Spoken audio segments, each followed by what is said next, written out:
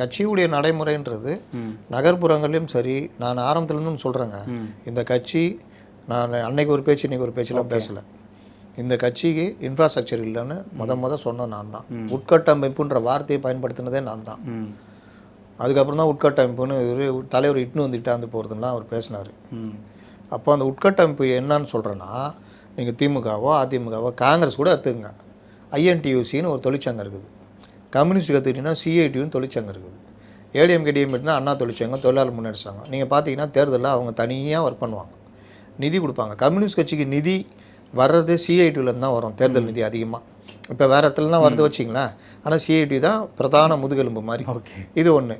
இளைஞர் அணின்றது தனியாக ஒர்க் பண்ணுவாங்க, ஆனால் அது ஸ்தாபனப்படுத்தப்பட்டதுன்றனால ஒர்க்கு நல்லாயிருக்கும்.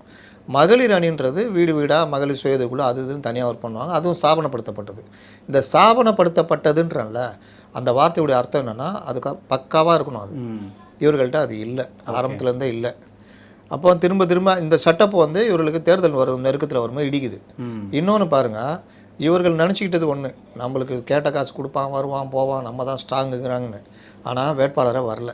Periyar Maniamma Institute of Science and Technology, Tanjavur, AAA with specialization in electric vehicles and energy engineering.